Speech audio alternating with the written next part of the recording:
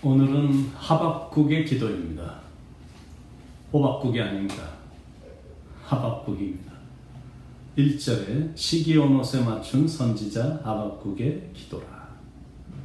시기오롯이란 게 뭐냐면 빠른 리듬과 열정적인 감정을 표현하는 음악입니다. 하박국 선지자가 강한 감정과 긴장감을 가지고 기도했음을 볼 수가 있습니다. 하박국이란 이름의 뜻은 뼈아는 자, 매달리는 자, 그런 뜻입니다. 하박국은 남유다 16대 왕이었던 요시야 왕 때부터 제18대 왕인 여호야킴 시대에 걸쳐서 활동한, 지금으로부터 말하면 약 한 2600년 전에 활동했던 남유다의 선지자고 하박국의 저자입니다. 남유다가 바벨론의 침략의 위협을 받고 있을 때 예루살렘이 함락되기 바로 직전에 예루살렘 성전에서 섬기던 선지자였습니다. 나라가 외부로는 바벨론의 침략으로 위기의 상황이었고, 이 내부로는 폭력이 난무하고 겁탈과 강포가 판을 치고 악의 기승을 부리는 영적으로 타락한 아주 처참한 현실이었습니다.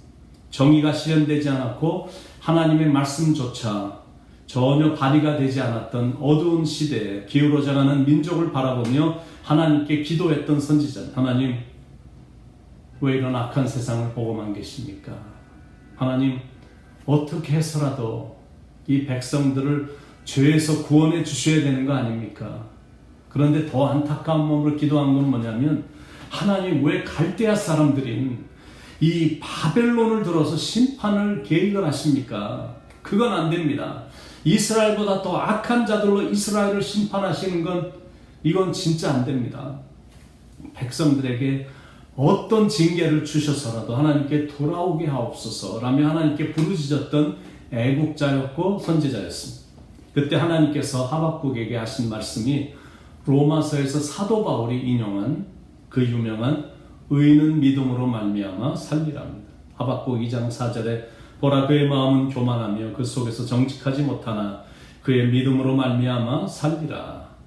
이 말씀이 무슨 뜻이냐면, 내가 세상을 움직인다. 내가 온 땅을 다스린다. 언젠가 교만한 바벨론은 내가 심판할 것이다. 그러시면서 하박국 2장 14절에서 또 유명한 말씀을 하셨죠. 이는 물이 바다를 덮은 같이 여호와의 영광을 인정하는 것이 세상에 가득할 것이다. 하박국아, 너는 너무 걱정하지 말아라. 모든 것 다 합력하여 선을 이룰 것이다.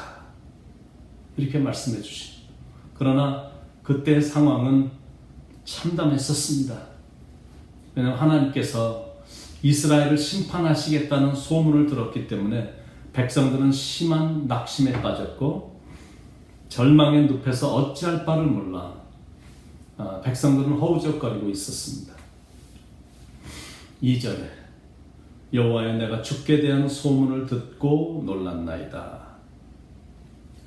그래서 하박국 선지자가 나와서 하나님께 기도하는 겁니다. 어떤 기도를 드렸냐면, 먼저 부흥을 위해 기도했습니다. 2절 여호와여, 주는 주의 일을 이 수년 내에 부흥하게 하옵소서.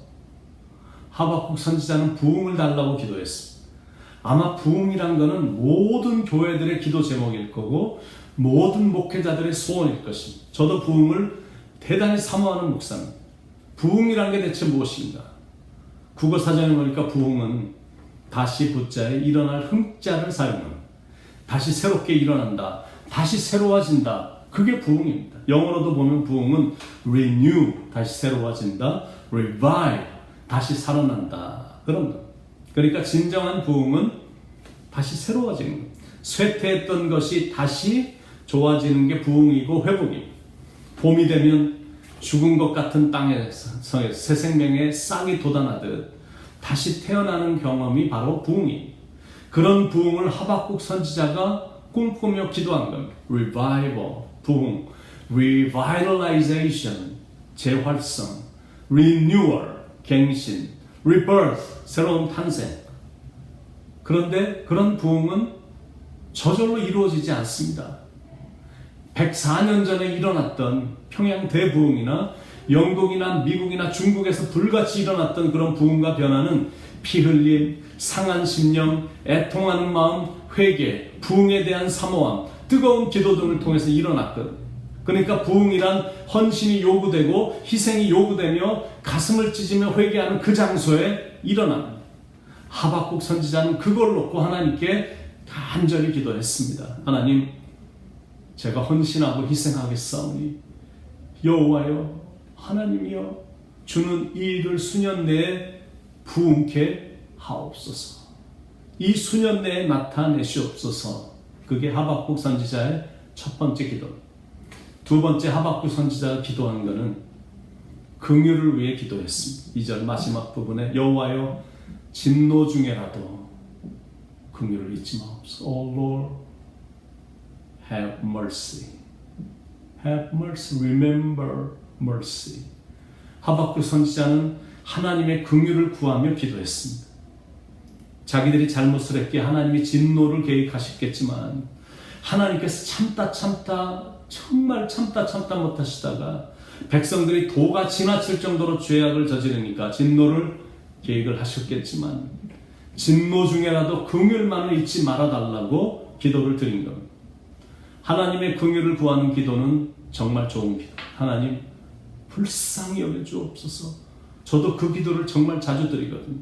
내 힘으로 안 되는 것뿐이기에 불쌍히 여겨달라고 기도합니다. 누가복음 18장에 나오는 세리의 기도가 바로 그런 기도였어요. 가슴을 치며 하나님이여, 저를 불쌍히 여겨주어. God have mercy on me. 여러분, 우리가 기도할 건 실은 그 기도밖에 없거든요. 진노 중에라도 긍휼만을 잊지 마옵소서. 이 잔을 내게서 지나가게 하옵소서. 그러나 나의 원대로 마옵시고 아버지의 뜻대로 되길 원합니다. 아버지, 긍휼만은 잊지 마옵소서. 피조물인 우리가 창조주신 하나님 보고 이래라 저래라 할 수 없잖아요. 인간의 그 작은 머리로 그 크신 하나님께서 하시는 일에 대해서 따지고 항의할 수 없잖아요. 하나님이 하신다고 그러면 하시는 거고, 그냥 하나님이 계획하신 거면 그대로 되는 거예요. 그러니까 그저 겸손히 하나님의 일에 있어서는 불평하지 말고 원망하지 말고 그저 진노 중에라도 불쌍히 여겨달라고만 기도하는 겁니다. 지금 이 참혹한 현실을 바라보면 우리가 할 수 있는 최상의 기도는 불쌍히 여겨달라는 기도뿐이죠. 한국에서 지금 차별금지법을 통과시키려고 혈안이 되어 있거든요. 참 안타깝게 81개의 기독교 단체에서조차도 지지 성명을 냈습니다. 한편으로는 너무 한심하고 한편으로는 마음이 너무 아픈 거예요. 이런 가짜 크리스천들 때문에, 사상이 이상한 사람들 때문에 하나님의 진노를 기다리고 있어야 되니 이게 정말 마음이 아픈 겁니다. 잘 모르는 분들이 꽤 있을 것 같은데, 한마디로 말해서 포괄적 이 차별금지법이 통과되면 그때는 나라 전체가 많은 부분에서 폐해가 나타날 것. 첫째는 가정이 파탄이 되는 겁니다. 성전환에, 동성결혼에 자녀들이 막 파괴될 가능성이 너무나 많은 거예요. 이제 교육이 파괴가 될 거예요. 어릴 때부터 이상한 사상을 주입시키기 때문에 이미 그게 시작이 됐잖아요. 그걸 돌이킨다는 게 이게 쉬운 게 아니거든요. 종교가 파괴가 될 것입니다. 특히 기독교가 파괴가 될 것입니다. 동성애를 부정적으로 말하면 이제 경찰에 잡혀가거든요. 정부의 말을 안 들으면 교회도 폐쇄합니다. 결국 강단에서 복음을 전하지 못하게 하니까 완전히 팔다리 다 묶이게 되는, 힘을 쓸 수가 없게 되는 거예요. 전도도 못하고 선교도 위축되고 그냥 입이 다 막혀버리는 거예요. 직업이 이제 파괴가 되는 거예요. 말 잘못하면 앞으로는 다 해고입니다. 자유가 박탈이 되는 겁니다. 성별이 파괴가 될 것입니다. 더 이상 남자와 여자가 아닙니다. 성별 그러면 남자냐 여자냐. 근데 지금은 이미 한국에서도 이 어린아이들에게 성별이 31개가 있음을 지금 보여주면서 너는 어느 성별에 속하냐? 그러면 자기가 그거 다 체크하는 거거든요. 나는 남자인데 오늘은 내가 여자다라고 생각하면 여자 목욕탕에도 가는 겁니다. 근데 그걸 갖고 문제 삼으면 막 벌금 7,000불, 뭐 10,000불, 뭐 문 닫게 되고 뭐 지적을 할 수가 없는 겁니다. 지금은 절실히 하나님의 긍휼을 구하며 기도할 때입니다. 하나님께서 구원해 주시길 바라며 하나님의 뜻이 수년 내에 이루어지길 바라며 하나님의 백성들인 우리가 하나님께 기도를 올려드려야 됩니다. 정의가 있는 사회, 폭력이 없는 사회, 하나님의 말씀이 높임을 받는 세상이 되도록 기도해야 되는 겁니다. 요즘은 상상을 뛰어넘을 정도로 이상한 사상을 가진 정치인들이나 지도자들이 너무 많아졌습니다. 동성연애자들의 퍼레이드인 축제인 퀴어 축제는 허락하는데 교회 모임이나 식사는 허락하지 않는 어두운 시대를, 그것도 우리 조국이, 한국이 그렇게 지금 되어가고 있는 겁니다. 사회주의와 공산주의가 막 용처럼 일어나면서 기독교를 탄압하려고 하는 암담한 시대입니다. 인간의 사상은 옳고 하나님의 말씀은 잘못됐다고 주장하는 희망이 상실된 시대, 교만과 탐욕이 가득한 대모대로 군중이 모이면 소수의 의는 맥을 못 추는 시대입니다. 이런 어두운 말세의 현상을 바라보며 하나님의 백성들은 하나님께 어떤 기도를 드려야 될까? 그럼에도 불구하고 하박국처럼 진노 중에라도 긍휼을 잊지 말아달라고 기도하는 것. 하나님은 결국 악인은 심판하시고 의인은 구원하시거든요. 하나님은 불의와 부패가 나라를 이끌어가지 못하게 정의와 공의로 세상을 다스리십니다. 인간적인 생각으로는 이렇게 계속 변해가는 이런 세상을 바라볼 때 앞으로는 가능성이 없는 게 아닐까라는 생각이 들어도 하나님의 손이 움직이는 게 더뎌 보여도 이루어지지 않을 것처럼 보여도 그러나 신실하신 하나님이 약속을 하셨으니까 분명히 물이 바다 덮음같이 여호와의 영광을 인정하는 것이 온 세상에 가득할 그날이 반드시 올 것입니다. 그날을 믿음으로 하박국처럼 바라보는 것. 하나님께서 당신의 백성들을 위해 모든 걸 합력해서 선을 이루어 주실 것입니다. 지금은 답답해도, 지금은 어떤 열매가 없는 것 같이 보여도 이 믿음만 있으면 되는 것. 이 믿음을 붙잡고 기도하며 나가는 것.